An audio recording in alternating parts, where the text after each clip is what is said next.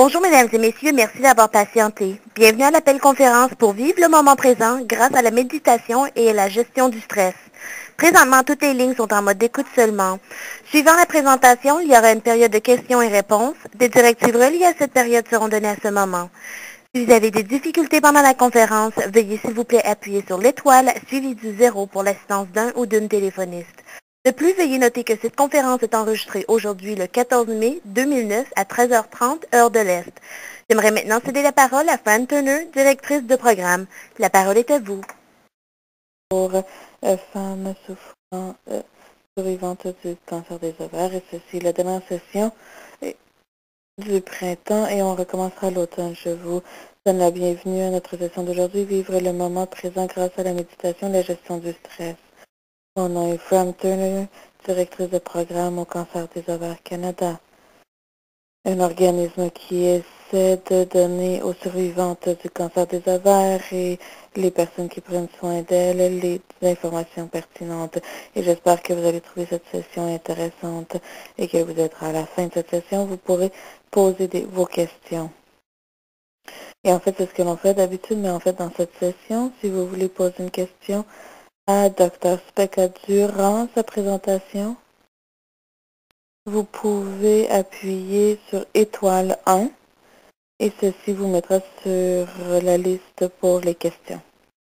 Alors, si vous avez une question, ne vous gênez pas à le faire durant la présentation. Il y aura évidemment une opportunité vers la fin de la session pour poser des questions. Également, cette session, comme les autres, sera disponible sur YouTube à www.youtube/Ovarian Cancer Canada et c'est présenté en morceaux de 10 minutes de façon que ce soit plus facile pour vous à écouter. Alors inscrivez-vous à YouTube et écoutez cette session et les autres qui y sont.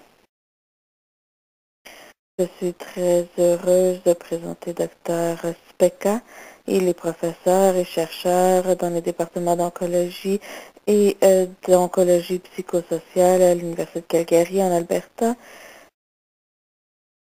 Et il travaille également au centre Tom Baker. Alors Michael, le micro est à vous. Merci Fran. Bonjour, bon après-midi. Je vais simplement commencer avec certaines remarques d'introduction. Je vais parler un peu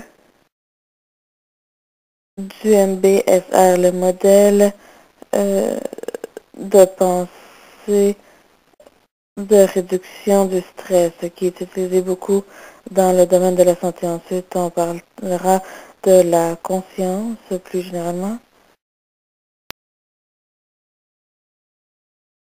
Et finalement, je voudrais que ceci soit une opportunité pour commencer à pratiquer un petit peu. Je voudrais que ce soit une opportunité pour une expérience de conscience.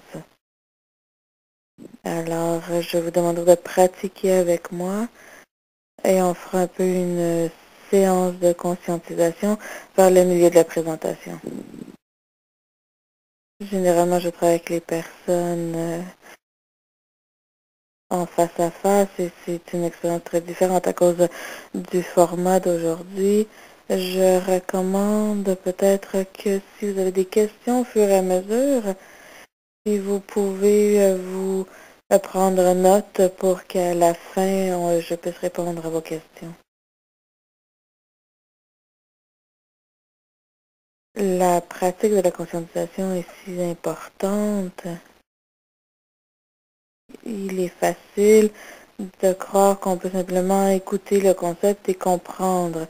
Mais mon expérience me dit qu'on ne commence seulement qu'à comprendre avec l'expérience de la pratique et en apprenant au cours du temps. Ce type de perspective d'apprentissage est vraiment différente de l'apprentissage intellectuel et ce ne serait pas rationnel de simplement arriver à une compréhension intellectuelle. Alors après cette session, vous allez peut-être être assez curieux pour aller chercher plus d'informations et peut-être que certaines entrevues font déjà de la méditation.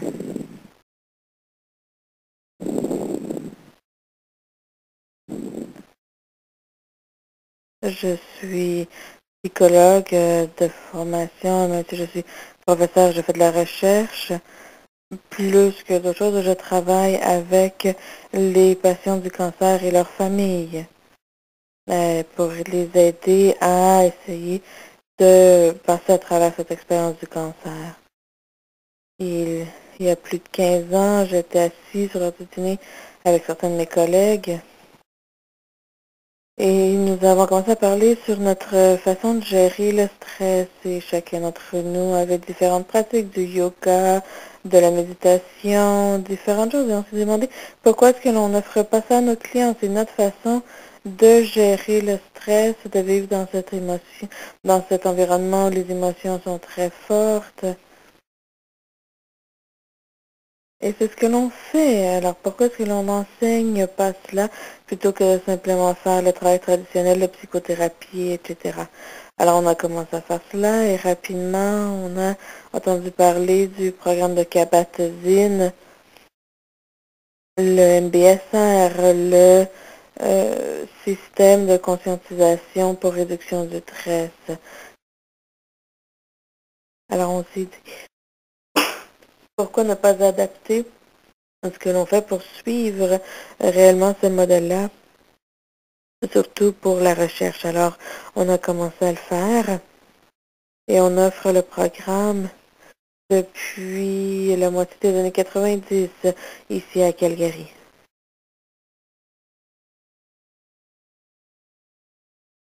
Alors, j'avais parlé surtout de l'aspect pratique et expérientiel de ceci, mais j'aimerais mentionner rapidement que la recherche sur la conscientisation et la prise de conscience et son importance et son efficacité grandit rapidement.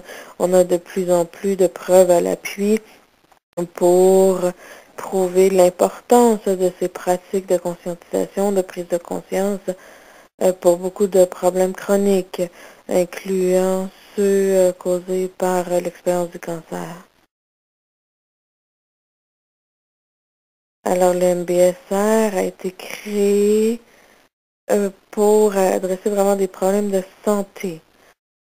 On prend des traditions millénaires qu'on appelle les traditions de sagesse, comprendre leurs fondements et les appliquer dans un cadre occidental scientifique.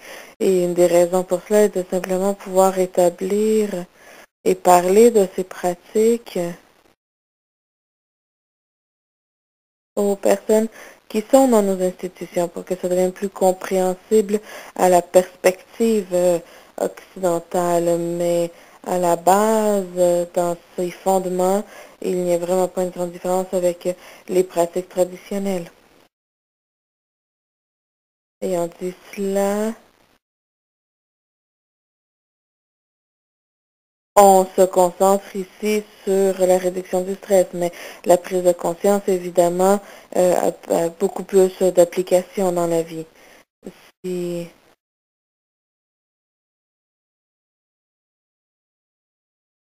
vous souffrez du cancer, je ne dois pas vous parler des aspects de stress qui viennent avec cela, mais on parle de stress et de détresse et sont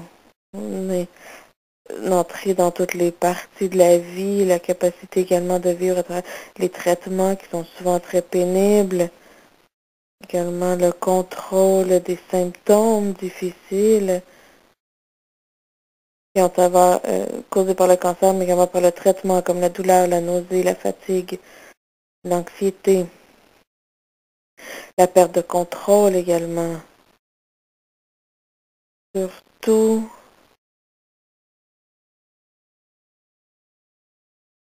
pour les personnes qui ont passé à travers leur premier traitement.